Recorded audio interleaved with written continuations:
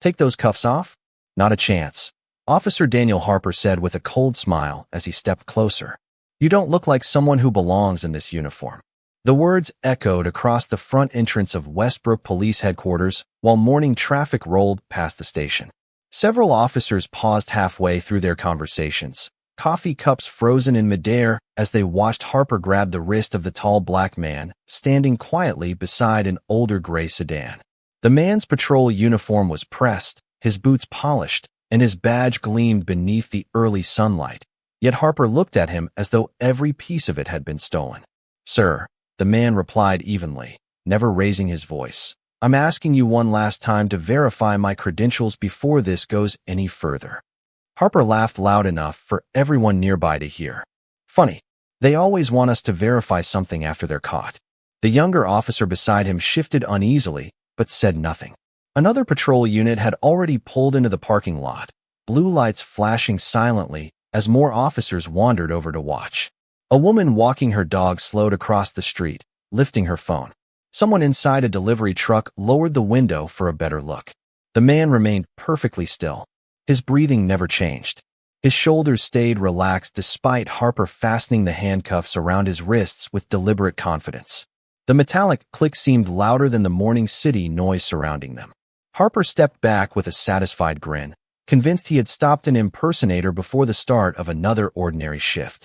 What he never noticed was the brief vibration beneath the man's watch sleeve. A tiny confirmation flashed across the dark screen before disappearing just as quickly. No one around them saw it. No one understood what had already begun moving across the city.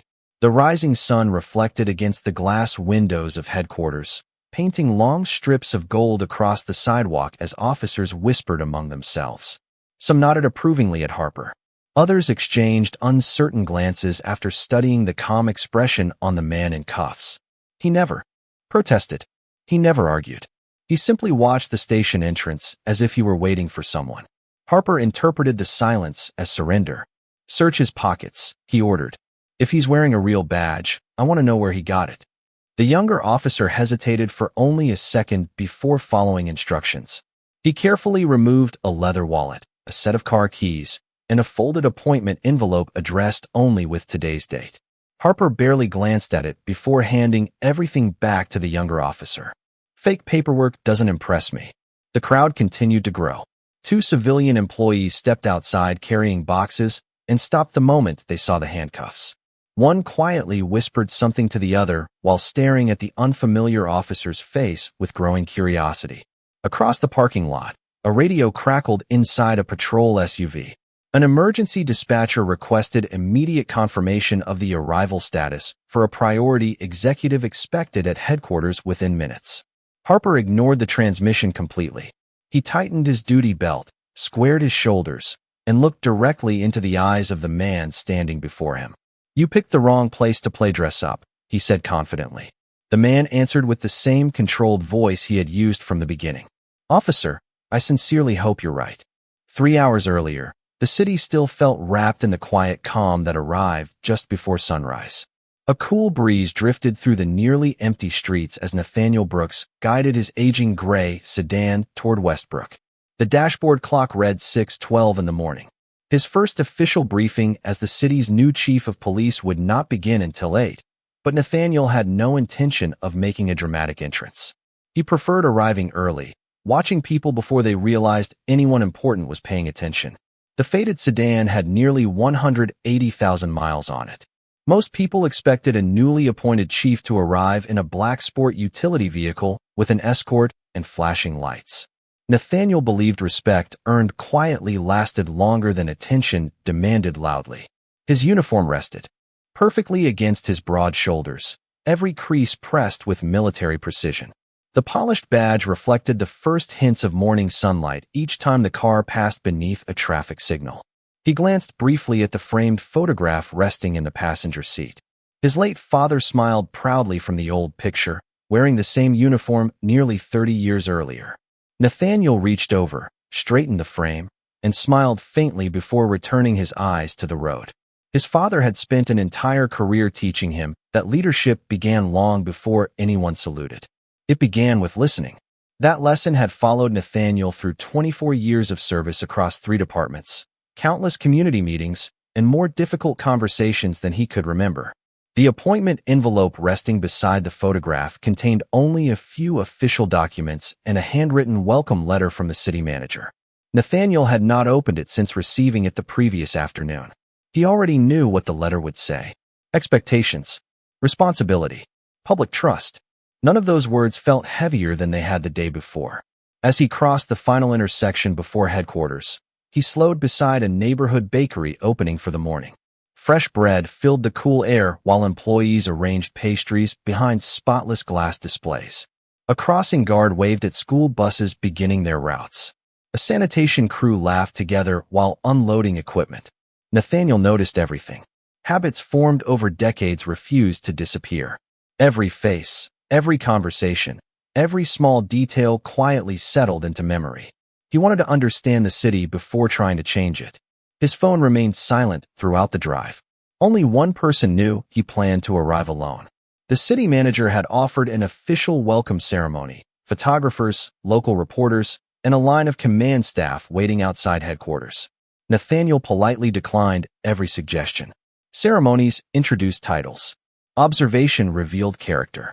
He wanted his first impression of the department to be honest, untouched by rehearsed smiles or carefully prepared speeches. As the familiar outline of headquarters appeared beyond the trees, he exhaled slowly and adjusted the cuffs of his uniform one final time. The building stood proudly beneath the brightening sky, American flags stirring gently above the entrance. Officers were beginning to arrive for the morning shift, greeting one another with casual conversations before walking inside. Nathaniel parked several spaces away from the front doors, switched off the engine, and picked up the appointment envelope. For a brief moment, he remained seated, studying the station that would soon become his responsibility. Then he opened the car door, stepped into the crisp morning air, and began walking toward the entrance without realizing that someone had already decided he did not belong there. Officer Daniel Harper noticed the unfamiliar patrol uniform long before he noticed the face wearing it. He had been standing near the front entrance trading stories with Sergeant Michael Ross when the tall black officer crossed the parking lot carrying a plain manila envelope instead of the usual department-issued bag. Harper frowned immediately. "Hold up," he said, stepping away from the conversation. "I have never seen you around here." Nathaniel Brooks stopped without hesitation. "Good morning," he replied. "I am here a little earlier than expected." Harper ignored the greeting. His eyes traveled slowly across the polished badge, the shoulder patches, the nameplate, and finally the older gray sedan parked several spaces away. Something about the combination irritated him more than it should have. "What division?" Harper asked. "I will explain once I am inside." Nathaniel's voice remained measured. "There are people expecting me." Harper folded his arms. "Funny. Nobody told me we were getting visitors dressed like police officers." Sergeant Ross looked toward Nathaniel for a moment before quietly asking, "Do you have identification?" Nathaniel nodded once and reached carefully toward his chest pocket. Before his hand reached the wallet, Harper raised his voice. Slowly, several officers entering for the morning shift turned toward the exchange. Nathaniel stopped. Immediately, keeping both hands visible. "My credentials are inside this holder," he said calmly. "If you would allow me to remove them, everything will make sense." Harper shook his head. "That is exactly what somebody pretending to be an officer would say." Nathaniel lowered his hand without complaint. "Then you may retrieve them yourself." The answer seemed to frustrate Harper even more. He stepped closer until only a few feet separated them. "Where did you get this uniform?" Nathaniel met his eyes. "It was issued to me." "Issued by whom?" "The department." Harper let out a short laugh. "Wrong answer." Two civilian employees slowed near the entrance, pretending to organize delivery boxes while listening. Officer Ryan Cole had just finished parking his cruiser and paused beside the sidewalk, uncertain whether he should continue inside or remain where he was. Nathaniel noticed the younger officer's hesitation, but said nothing. Harper circled once, studying every detail of the uniform as though searching for a flaw. The stitching was perfect. The boots were spotless. The badge looked authentic. The calm expression bothered him most of all. People pretending usually argued. This man did not. "Run his name," Harper said to Ryan.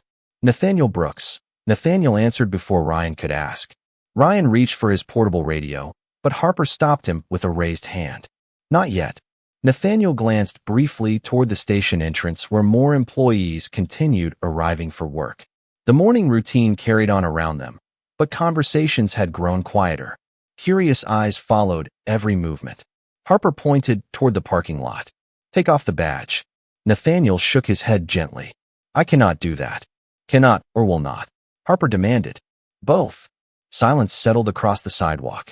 Nathaniel's breathing remained steady while Harper interpreted every composed answer as another challenge. Behind the station windows, a receptionist answered a ringing telephone without realizing the person calling was asking a simple question. Had the city's new chief of police arrived yet? Ryan Cole looked from Nathaniel Brooks to Officer Daniel Harper, then toward the front doors of headquarters, as if hoping someone with more authority would step outside and settle the growing tension. No one did. The steady flow of employees continued, but nearly everyone slowed for a second glance before disappearing inside. A maintenance worker pushing a cart stopped near the entrance, pretending to adjust a loose wheel while quietly watching the exchange. Across the street, the woman walking her dog was no longer walking. She held her phone with both hands, recording from a respectful distance without saying a word. Harper noticed the attention and straightened his posture. The larger the audience became, the more convinced he appeared that he needed to prove he was in complete control. You are making this much harder than it has to be, he said sharply. Nathaniel remained composed. Actually, officer, there is a very simple way to resolve this. Harper folded his arms. I am listening. Contact the city manager's office or the command desk inside. Verify my identity through official channels. It will take less than 2 minutes. Harper shook his head before Nathaniel even finished speaking. No. If your story falls apart after one phone call, you will just invent another. Nathaniel gave a slight nod, almost as though he had expected that answer. Then I have done everything I reasonably can. Sergeant Michael Ross studied Nathaniel's face more carefully than before. There was no panic, no frustration, no attempt to bargain. The man's confidence felt different from ordinary confidence. It looked like certainty. Ross quietly stepped toward Harper. Daniel, maybe we should run the verification anyway. Harper answered without taking his eyes off Nathaniel. We already have enough. Ryan shifted uneasily. Sir, his badge number looks legitimate. Harper dismissed the comment with a wave of his hand. Anybody can copy numbers. Nathaniel listened without interruption. The silence seemed to unsettle the younger officers far more than any argument could have. One rookie whispered to another that the uniform looked brand new. Another quietly pointed out that every insignia was perfectly positioned according to department regulations. Harper overheard neither comment. He was focused entirely on winning the confrontation now unfolding in front of half the morning shift. The cool air carried the sound of another patrol vehicle entering the lot. A dispatcher could be heard through an open cruiser window, repeating the same request for confirmation that an expected executive arrival had reached headquarters. Once again, no one answered. Inside the building, the receptionist transferred another incoming call to administrative offices after explaining that the scheduled welcoming ceremony had been delayed because the guest of honor had not yet checked in. Outside, Nathaniel slowly lifted his eyes toward the American flag above the station entrance as it moved gently in the morning breeze. His expression never changed. Harper interpreted the quiet glance as another attempt to avoid eye contact. You still think somebody is coming to save you, Harper said with a confident smile. Nathaniel looked back at him and answered in the same calm voice that had never risen since the conversation began. No, officer. I believe they are already on their way. The only question now is whether they arrive before this mistake becomes impossible to explain. At that exact moment, far beyond the station parking lot, several black sport utility vehicles turned onto the main boulevard together, their emergency lights remaining dark as they accelerated toward headquarters with unusual urgency. Inside the communications center, the routine rhythm of the morning suddenly changed. A dispatcher wearing a headset looked twice at the same notification flashing across her monitor before sitting a little straighter. The arrival status for the city's incoming chief of police remained unconfirmed even though the scheduled welcome meeting was only minutes away. She pressed another button. Headquarters command. This is communications. Can anyone confirm visual contact with Chief Nathaniel Brooks? Static answered first, Then a distracted voice replied that no executive had entered the building yet. The dispatcher frowned. According to the official itinerary, he should have arrived several minutes earlier. She opened the emergency contact file attached to his appointment profile. At that exact moment, a secure location signal appeared briefly on her screen before disappearing again. The coordinates pointed directly to the front parking lot of headquarters. "That is strange," she whispered. Across town, City Manager Rebecca Lawson had just stepped into the rear seat of a black sport utility vehicle when her assistant handed over a tablet. "Still no confirmation," the assistant said quietly. Rebecca checked the time. Nathaniel Brooks had built a reputation over 2 decades for arriving early to every meeting. Being late simply was not part of his character. She immediately called Deputy Chief Anthony Delgado. "Anthony, have you spoken with Nathaniel this morning?" "No, ma'am," Delgado answered. "His phone has not responded for several minutes." Rebecca looked through the windshield toward the streets leading downtown. "Then we are not waiting any longer. We are going to headquarters now." Within seconds, 3 additional executive vehicles pulled into formation behind hers. Their emergency lights remained off, but every driver understood the urgency. Back outside headquarters, Officer Daniel Harper appeared completely unaware that events beyond the parking lot were beginning to move faster. He folded his arms with quiet satisfaction, while several officers continued watching from a distance. "Looks like nobody is coming," Harper said. Nathaniel Brooks calmly met his eyes. Appearances can change very quickly. Ryan Cole shifted his weight uneasily. Something about the conversation no longer felt ordinary. He glanced toward the station entrance again before quietly asking Sergeant Michael Ross, "Should we at least notify command staff?" Ross hesitated. Before he could answer, another dispatch transmission echoed from the nearest patrol vehicle. "All headquarters supervisors, please verify the location of Chief Nathaniel Brooks immediately." This time several officers heard the message clearly. A brief silence settled over the parking lot. Ryan slowly looked toward Nathaniel, then back toward Harper. Harper forced a short laugh. "Coincidence," he said. "The city probably has another meeting with someone using the same last name." Nathaniel offered no reply. Instead, he lowered his eyes for a brief moment as the watch beneath his sleeve gave another, nearly silent vibration. Somewhere beyond the station, the executive convoy had already turned onto Westbrook Avenue. The distance between them and headquarters was shrinking with every passing second, and although nobody standing in the parking lot realized it yet, the next few minutes were about to change several careers forever. The low rumble of several powerful engines rolled through the morning air before anyone standing outside headquarters could see where the sound was coming from. Officer Ryan Cole instinctively turned toward the main boulevard. One by one, 4 black sport utility vehicles appeared around the corner, moving together with quiet precision. There were no flashing emergency lights and no blaring sirens, only a steady, purposeful approach that immediately caught the attention of everyone in the parking lot. The conversation stopped. Even the woman recording across the street lowered her phone for a moment. Harper glanced toward the convoy, but quickly looked back at Nathaniel Brooks with the same confident expression. "Probably another meeting downtown," he muttered. Nathaniel remained silent. His posture never changed. His eyes followed the approaching vehicles without the slightest hint of surprise. The convoy entered the headquarters parking lot and came to a smooth stop only a few yards from where the officers stood. Before anyone could react, the front passenger door opened. Deputy Chief Anthony Delgado stepped out first, his expression calm until his eyes landed on the man standing quietly in handcuffs. He froze in place. Behind him, City Manager Rebecca Lawson emerged from the second vehicle, holding a folder prepared for the official swearing-in ceremony. The welcoming smile on her face disappeared instantly. She looked from Nathaniel to the handcuffs and then toward Officer Harper. For several long seconds, nobody spoke. The silence became almost impossible to ignore. Sergeant Michael Ross slowly removed his cap as realization spread across his face. Ryan Cole felt his stomach tighten. Harper looked between the arriving officials and the man standing in front of him, searching for an explanation that refused to appear.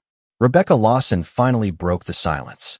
"Chief Brooks," she said with unmistakable respect, "we have been looking everywhere for you." The words seemed to drain every sound from the parking lot. Harper blinked once, convinced he had misheard her. "Chief," he repeated quietly. Anthony Delgado walked directly toward Nathaniel without acknowledging anyone else. "Sir, we apologize for the delay," he said before noticing the cuffs still secured around Nathaniel's wrists. His voice became noticeably firmer. "Who authorized this?" No one answered. Harper opened his mouth, but no words came out. The confidence that had filled his voice only moments earlier vanished completely. Ryan instinctively stepped backward. Several officers who had gathered to watch lowered their eyes toward the pavement. Rebecca Lawson slowly looked around the crowd. "Today was supposed to be Chief Nathaniel Brooks's first morning leading this department," she said. "Instead, I find him being treated as though he does not belong in his own headquarters." Nathaniel finally spoke, his voice remaining as steady as it had been from the very beginning. "Please remain calm. Nobody needs to argue. Let the facts speak for themselves." Anthony Delgado nodded once before carefully removing a small key from his pocket. Within seconds, the handcuffs were unlocked and quietly slipped away. Nathaniel rubbed one wrist briefly, not out of anger but simple habit, then straightened the front of his uniform. Harper stood completely motionless, staring at the polished badge he had dismissed only minutes earlier. Around them, every officer understood the same uncomfortable truth at exactly the same time. The man they had watched with suspicion had never once exaggerated his identity. He had simply told the truth from the moment he stepped out of his car. No one moved until Chief Nathaniel Brooks quietly picked up the manila envelope that had slipped onto the pavement. He brushed a trace of dust from one corner, tucked it beneath his arm, and looked across the faces gathered outside headquarters. Some officers avoided eye contact. Others stared at the ground, replaying the last several minutes in silence. The confidence that had filled the parking lot earlier had disappeared, replaced by an uncomfortable stillness that seemed to settle over everyone present. City Manager Rebecca Lawson took a slow breath before addressing Deputy Chief Anthony Delgado. "Secure every recording related to this incident immediately." Delgado nodded once. "Body camera footage, dashboard cameras, security cameras, and radio traffic will all be preserved." Nathaniel offered a slight nod of approval, but said nothing more. His attention shifted briefly toward Officer Ryan Cole, whose expression revealed genuine concern rather than fear. Ryan finally spoke. "Chief Brooks, I should have requested verification the moment you offered it. I allowed myself to follow the situation instead of questioning it." Nathaniel looked at the young officer for a moment before answering. "Recognizing a mistake is the first step toward correcting it." The words were calm, free of anger, yet they carried enough weight that everyone nearby heard them clearly. Officer Daniel Harper remained motionless. His eyes followed every conversation, but he seemed unable to join any of them. Sergeant Michael Ross slowly removed his portable radio from his belt and handed it to another supervisor without being asked. He understood that formal procedures were already beginning. Two investigators from Internal Affairs arrived only minutes later, carrying evidence cases instead of notebooks. One investigator politely asked that every officer involved remain available until individual interviews could be completed. The request was delivered professionally, without accusation, but its meaning was unmistakable. A technician entered headquarters and immediately began securing digital surveillance files before any recordings could be overwritten by the automatic system. Inside the communications center, dispatch supervisors archived every radio transmission connected to the morning's events. Outside, the woman who had recorded part of the encounter approached one of the investigators. "I have video from across the street," she said. "If it helps, you can have a copy." The investigator thanked her and carefully collected her contact information. Nearby, the maintenance worker who had quietly witnessed much of the exchange was also asked to provide a statement. One by one, additional witnesses came forward voluntarily. Nobody had been asked to choose sides. They were simply asked to describe exactly what they had seen and heard. Nathaniel watched the process unfold without interruption. His expression remained thoughtful rather than satisfied. Deputy Chief Delgado noticed the silence. "Sir, would you like us to postpone today's ceremony?" Nathaniel looked toward the entrance of headquarters where employees were slowly returning to their morning responsibilities. "No," he answered. "The ceremony can wait a little longer. Accountability comes first." Rebecca Lawson gave a quiet nod. "Then accountability is exactly what this department will have."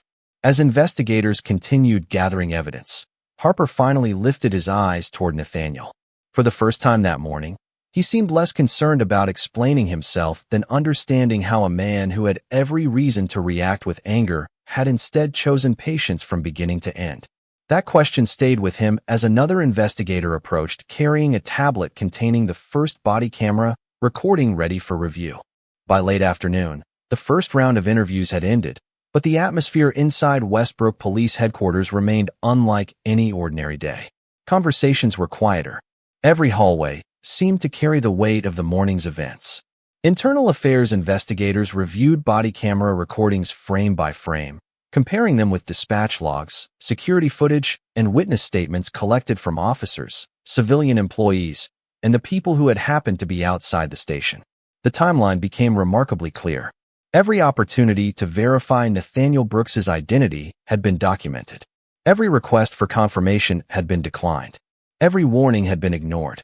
There was very little left to debate. Deputy Chief Anthony Delgado placed a neatly organized report on the conference table before City Manager Rebecca Lawson. She read each page carefully without interruption. When she finally looked up, her expression remained calm but unmistakably firm. "The evidence speaks for itself," she said. "This department cannot ask the public to trust its judgment if it refuses to examine its own." Nathaniel Brooks quietly agreed. Accountability only has value when it applies equally to everyone. Officer Daniel Harper sat silently in another conference room while investigators completed their final questions. The confidence that had defined him outside the station that morning had disappeared completely. He answered every question directly, never attempting to interrupt or argue. Sergeant Michael Ross also completed his interview, acknowledging that he should have insisted on verification before allowing the situation to continue. Ryan Cole did the same, openly accepting responsibility for remaining silent when his instincts told him something was wrong. Before the day ended, the department issued formal administrative actions consistent with established policy. Harper was placed on administrative leave pending the completion of the investigation. Ross was temporarily relieved of supervisory responsibilities while command staff reviewed leadership decisions made during the incident. Additional training and policy reviews were ordered for every officer assigned to the morning shift, emphasizing professional verification procedures, impartial decision-making, and respectful public interactions. Nathaniel personally approved each recommendation only after confirming that every decision matched department regulations rather than public pressure or emotion. "We do not punish people to satisfy headlines," he told the command staff.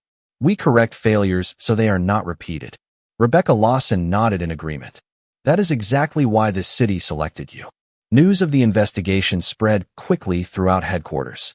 Officers who had not witnessed the encounter gathered in small groups, discussing not only what had happened, but how easily the outcome could have been different if someone had simply paused long enough to verify the facts.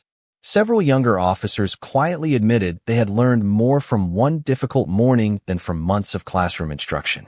Nathaniel overheard none of the conversations. Instead, he stood alone for a moment near the front entrance, looking across the same parking lot where everything had begun only hours earlier. The afternoon sunlight stretched long shadows across the pavement as employees returned to their normal routines. The building looked exactly the same, yet the culture inside had already begun to change. Deputy Chief Delgado approached with a respectful smile. "Sir, everyone is waiting in the assembly room whenever you are ready." Nathaniel glanced once more toward the entrance before straightening his uniform. His first official address to the department had been delayed, but after everything that had happened that day, every person inside headquarters now understood why his very first words as chief would matter far more than anyone had expected. The assembly room was filled long before Chief Nathaniel Brooks stepped through the doorway. Every seat was occupied. Officers lined the back wall in complete silence. Civilian employees stood beside investigators, supervisors, and command staff, all waiting for the man whose first day had unfolded in a way no one could have imagined. Nathaniel walked to the front of the room without hurry, carrying the same manila envelope that had been with him since sunrise. He placed it gently on the podium and looked across the faces before him. Some met his eyes with confidence. Others struggled to look up at all. The room remained perfectly still until Nathaniel finally spoke. "This morning, many people expected my first act as chief to be taking an oath. Instead, My first lesson came before I ever entered this building. His voice was calm and measured, filling the room without effort. Leadership is not tested when everything goes according to plan. It is tested when assumptions replace facts. No one interrupted. Even the quiet hum of the ventilation system seemed distant. Nathaniel continued, I did not come here expecting perfection. No police department has ever achieved that. I came here expecting honesty, accountability, and the courage to question our own decisions before they affect someone else's life. He paused briefly, allowing the words to settle across the room. Today, some people made mistakes. Some people remained silent when they should have spoken. Others followed procedures without asking whether those procedures were being applied fairly. Those failures belong to individuals, but the responsibility to improve belongs to every one of us. Several officers slowly nodded. Ryan Cole sat near the front, listening carefully. Sergeant Michael Ross remained motionless, reflecting on every decision he had made that morning. Nathaniel rested one hand lightly on the podium. Accountability is not revenge. Accountability is how trust is rebuilt. He then lifted the appointment envelope and removed the official oath of office that had remained unopened all day. City Manager Rebecca Lawson stepped forward with a warm but respectful smile. The room rose together as she administered the oath that had been delayed by unexpected events. Nathaniel repeated every word clearly and without hesitation. When the ceremony ended, the room answered with steady applause. It was not loud or theatrical. It was sincere. As the applause faded, Nathaniel looked once more across the department he now led. Tomorrow, we begin again. We verify before we assume. We listen before we judge. We remember that every person deserves dignity, especially when wearing no title that others recognize. The officers stood quietly as he stepped away from the podium. Outside, the evening sun cast a warm glow across the same parking lot where the day had begun. The gray sedan still rested in its original space, unchanged, almost unnoticed. Nathaniel walked toward it with the same calm stride that had carried him into headquarters that morning. The difference was not the uniform he wore or the badge on his chest. Those had never changed. What had changed was the understanding inside the building behind him.